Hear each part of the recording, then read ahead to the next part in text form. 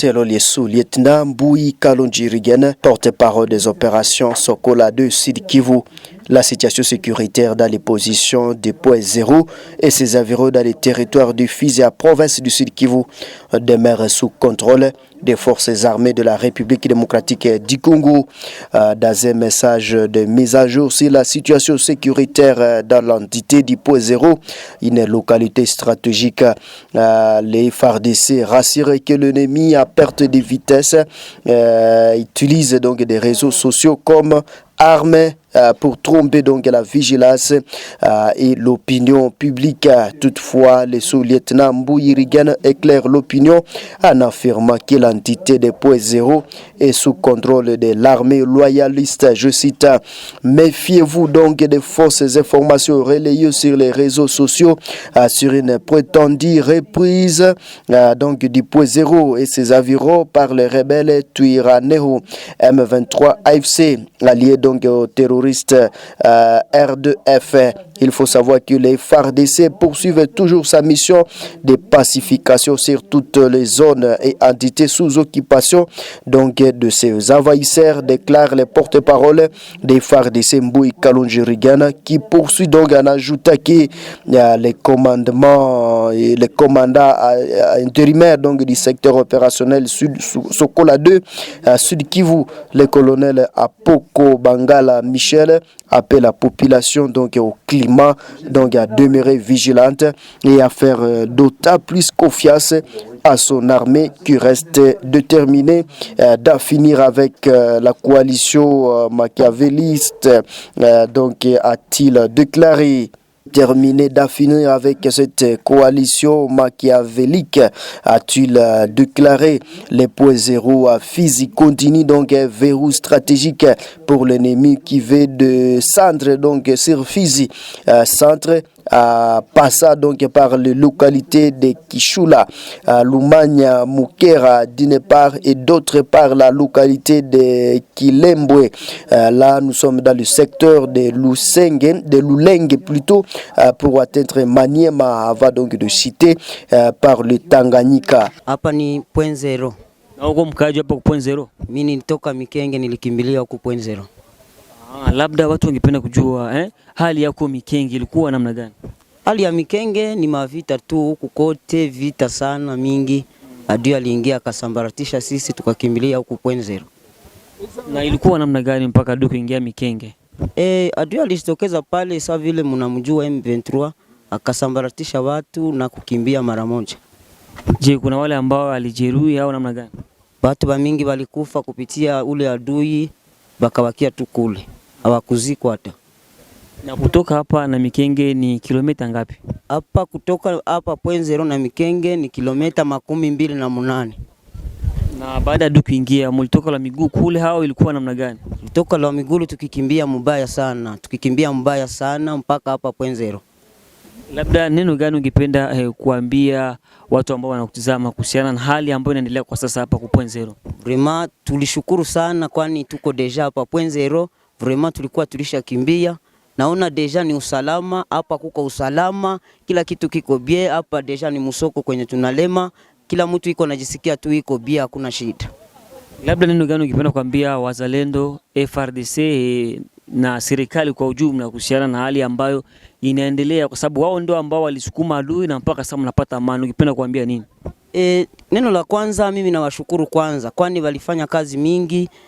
Vraiment tunawashukuru sana FARDC pamoja na wazalendo, tunawashukuru sana kwani walifanya kazi mingi kwa kukimbiza adui, kwani hapa kwenye tunasimama ilikuwa deja ni fasi ya adui, alikuwa ishazibiti hapa, watu wote ni mpori tu. Nawashukuru sana FARDC na wazalendo. Pindi adui alipofika Mikenge, wewe ulikuwa sehemu gani?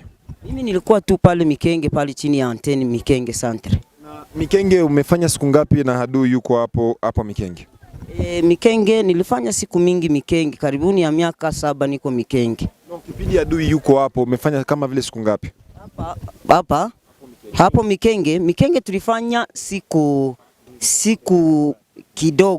siku kidogo sana, karibuni na saa juma 4 hivi. Maisha iko namna gani kipindi adui yuko katika mgini mmoja akiuchukua hivyo, maisha inakuwa namna gani?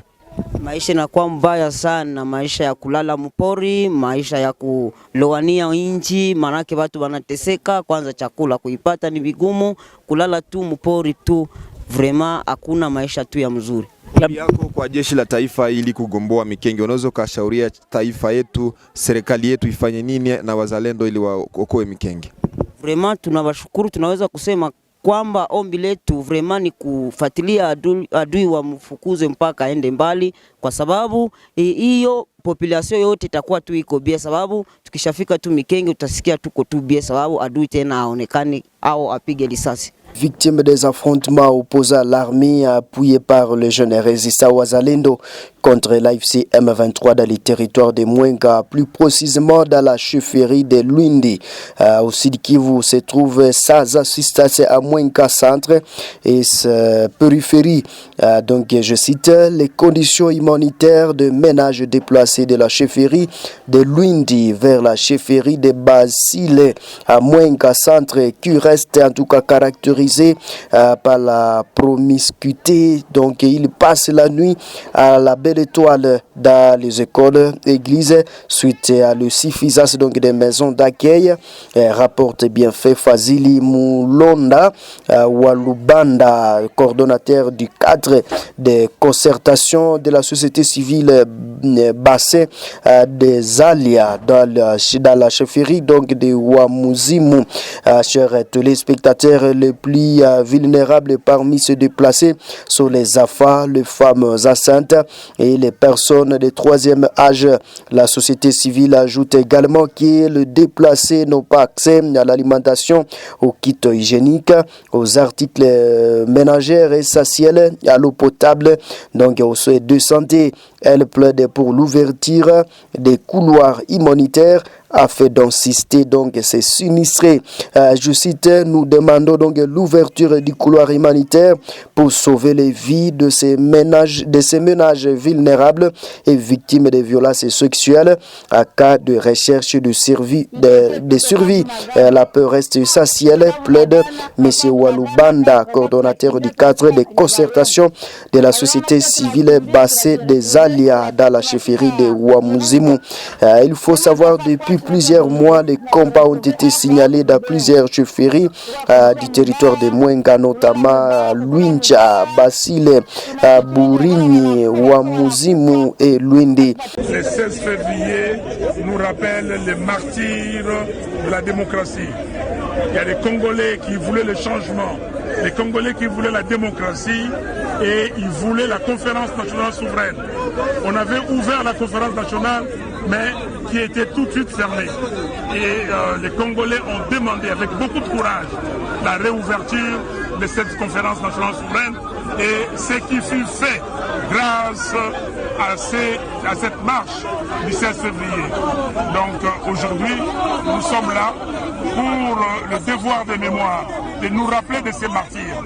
Mais nous sommes là aussi pour nous rappeler de nos frères et sœurs qui sont tués, qui meurent tous les jours à l'est de la République, c'est-à-dire au nord Kivu, au sud Kivu, à Ituri et même dans les Grands Bandundu et à l'est de Kinshasa. Donc nous sommes là pour ça et nous disons aux Congolais, aux Congolaises de ne pas céder, le combat continue parce que ce pays, aux immenses richesses, son peuple vit avec une misère indescriptible. Donc nous devons continuer à réclamer la démocratie, à réclamer aujourd'hui la cohésion nationale. La cohésion nationale pour bouter dehors tous ceux qui dérangent le Congo, ceux qui veulent avoir des portions des terres du Congo. Ces combats continuent. Hier, c'était le combat de la démocratie.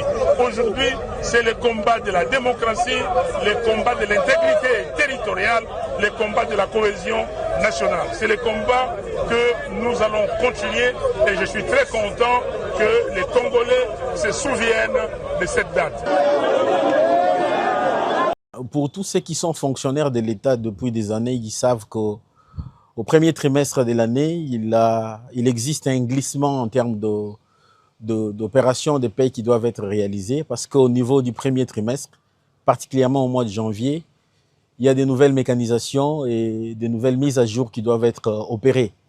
Ces nouvelles mécanisations et mises à jour liées également à des ajustements, ajouter à cela les contraintes d'ordre sécuritaire, ont imposé à l'État d'adopter une stratégie de payer de manière progressive l'enveloppe salariale des agents et fonctionnaires de l'État. À ce stade, pour les mois de janvier, contrairement aux bruits qui sont en train de circuler, le gouvernement a payé avant le 28 janvier de ces mois de 2026 les rémunérations des personnels sensibles de l'État, donc les personnels relevant des services à mise à jour mensuels.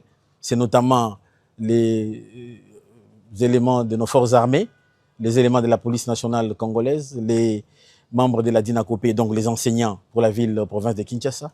Ceux-là ont été et ont touché leur rémunération avant le 28 du mois de janvier. Pour les autres catégories, compte tenu des glissements, les pays ont continué au-delà de la date des 28 avec les médecins qui ont été payés la semaine passée. Aujourd'hui, je crois que la paye va continuer encore. Je crois que dans les 72 heures, nous allons clôturer les opérations de la paie du mois passé. Ces ajustements sont notamment liés, comme je l'ai dit, au rythme que nous effectuons ces opérations, compte tenu des mises à jour. Donc, les populations congolaises et les fonctionnaires doivent être rassurés, il n'y a aucun problème. Le gouvernement va tenir compte de cet état des choses dans l'évolution de la suite des opérations. Nous sommes en début d'année. Le gouvernement, l'année passée, a déboursé 59 millions de dollars pour compléter les PDL 145 territoires. Je peux confirmer à nos populations que le BCECO a réussi les fonds, les CFF. Nous avons d'ailleurs clôturé tous les financements qui étaient attendus au niveau du CFF. Les PLID également avaient déjà réussi tous les financements pour les premiers volets et qu'au courant de l'exercice 2026, la loi des finances de l'année a prévu des sommes qui vont être allouées de manière pragmatique au programme PDL 145 territoires. Donc, il n'y a aucune inquiétude pour nos populations. Les PDL, c'est un programme prioritaire du chef de l'État. Il va se déployer sous la coordination de son Excellence, Madame la Première ministre, chef du gouvernement. Une meilleure coordination au niveau du gouvernement et de la Banque centrale du Congo. Une meilleure coordination également au niveau des services opérationnels du gouvernement, la DGDA, la division des mines pour accélérer l'exportation du cobalt et des meilleurs ajustements au niveau de la régulation budgétaire entre les finances et les ministères du budget. Les populations doivent se fier aux sources officielles et ne pas laisser la voie aux manipulateurs qui sont en train d'agiter dans ces contextes sécuritaires qui est le nôtre. La situation est sous contrôle et les gouvernements... Chers téléspectateurs, si c'est la première fois de nous suivre, donc n'hésitez pas de vous abonner sur cette chaîne de télévision. Au revoir.